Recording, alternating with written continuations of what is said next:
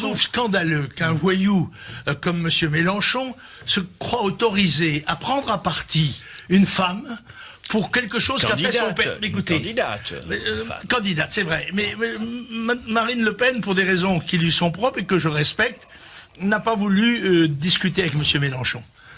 Moi, j'offre un débat à M. Mélenchon. Là, et je vais lui retirer son caleçon. Et je vais montrer ce qu'il est. Le candidat des communistes qui ont du sang sur les mains jusqu'au coude. Voilà ce qu'est M. Mélenchon, qui entre-temps a été pendant 30 ans un gros sénateur dont on n'a jamais entendu parler d'ailleurs. Ce qui est frappant, et je pense que c'est souvent ce qu'on a remarqué chez vous, c'est qu'on vous dit quelque chose, et ça n'a strictement aucun effet sur vous. C'est-à-dire que combien de fois est-ce qu'on a vu des gens, je ne me place pas dans cette catégorie-là, mais combien de fois on a vu des gens plutôt informés, plutôt honnêtes, essayez, je ne sais pas, d'enrayer un tout petit peu votre machine à souvent construire des contre-vérités. Essayez parfois de vous dire, mais voyez, sur tel ou tel point, vous pourriez réfléchir. Et vous, c'est l'interlocuteur a fini de parler et automatiquement, le moulin à parole commence. Automatiquement, le char d'assaut avance. Automatiquement, la mitraillade commence. Et permettez-moi juste d'ajouter ceci, c'est que finalement, vous avez effectivement la conviction, comme disent les Italiens, d'avoir sempre ragione, toujours raison. C'est-à-dire vous êtes un mur, vous êtes verrouillé de l'intérieur comme une prison, et quoi qu'on vous dise, vous seriez capable d'aller, je suis sûr, dans la Bibliothèque nationale, de regarder des millions de livres et de dire, avec cette assurance que vous venez d'avoir, des livres? Où est-ce qu'il y a des livres? Moi, je n'en vois pas. Et je me demande donc comment vous faites effectivement pour que rien de ce que les autres vous disent, à ce point, je ne dis pas vous remette en question, mais vous touche un tant soit peu. Et votre méthode, elle est évidente aux yeux de tous, ça s'appelle le parti pris. Vous m'avez posé une question, je vous ai répondu, vous m'avez exprimé votre vérité, j'ai exprimé la mienne, il n'est pas étonnant qu'elle soit en discordance, et ceci vous choque profondément, car vous avez l'habitude d'avoir affaire à des malades qui viennent vous consulter et qui pensent que vous êtes un gourou et que vous devez les diriger. Eh bien, je ne suis pas de vos malades, et je n'ai pas besoin des conseils d'un psychanalyste, j'ai mené ma vie, ma foi...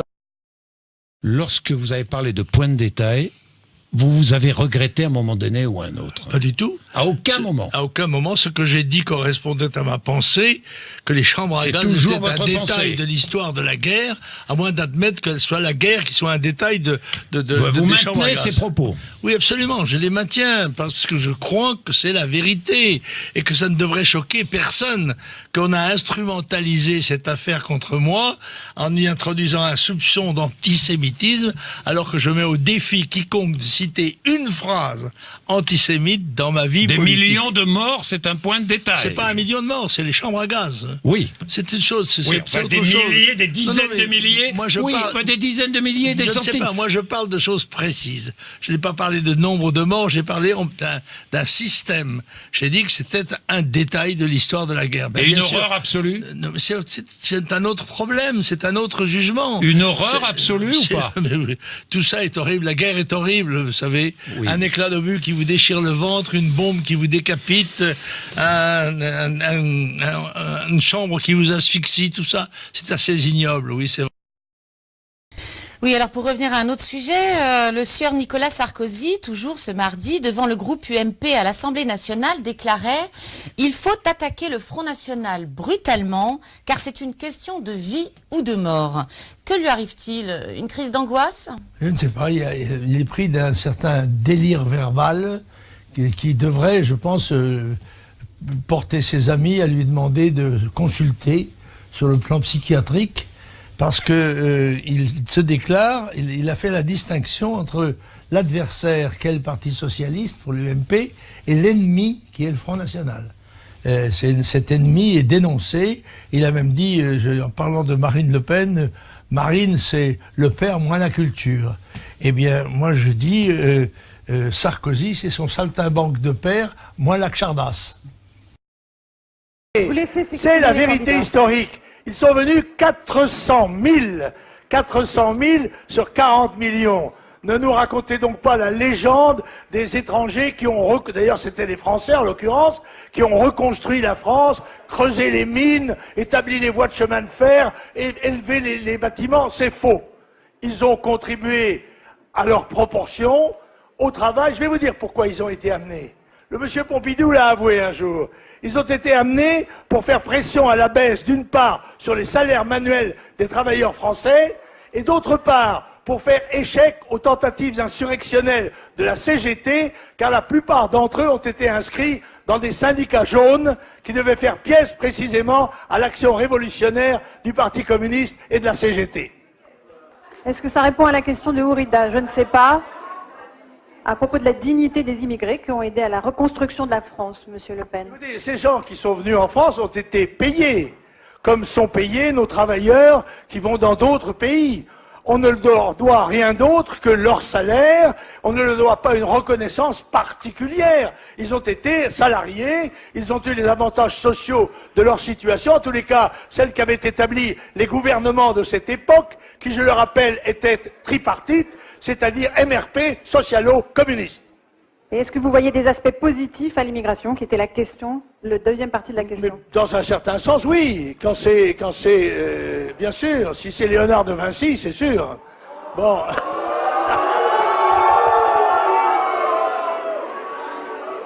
Le gros avantage que j'ai sur votre auditoire, c'est que moi, j'ai été travailleur manuel. J'ai eu des camarades immigrés marocains dans les mines. Vous n'en avez jamais vu qu'au cinéma. Par conséquent, pardon, c'est moi qui connais la situation. J'ai été travailleur manuel dans des métiers très durs. J'ai été marin-pêcheur de chalutier. J'ai été mineur de charbon. Quand vous en aurez fait autant, vous viendrez me donner des leçons. Alors, s'il vous plaît. Les Africains qui revenons de loin, nous venons des colonies pour défendre le pays. Nous avons laissé là-bas nos parents, nos amis, et nous avons au cœur une invincible ardeur, car nous voulons porter haut et clair le beau drapeau de notre France entière. Et si quelqu'un venait à y toucher, nous serions là pour mourir à ses pieds battez tambour, à nos amours, pour le pays, pour la patrie, pour les bien loin. C'est nous les Africains. Vive le... Même tant de cadres, pourquoi tant de gens vous ont-ils abandonné? Les services de sécurité, tout de même, on les voit se rallier à Bruno Maigret depuis le début, et votre propre directeur de cabinet, sans oublier votre fille. Non, mais écoutez, mon directeur de cabinet, jusqu'à présent, est à l'hôpital depuis 1 mois et demi. Il n'a pas fait connaître son opinion. Il m'a beaucoup manqué, car c'était un collaborateur remarquable. Ma fille, si vous voulez, on va la tenir à l'écart de ça. Vous voyez, je ne suis pas méchant homme, je lui souhaite son 39e anniversaire aujourd'hui. Et que je ne suis pas un père indigne. Mais il est évident que je suis un peu choqué de voir ma fille s'engager contre son père et se laisser instrumentaliser à cause de son nom.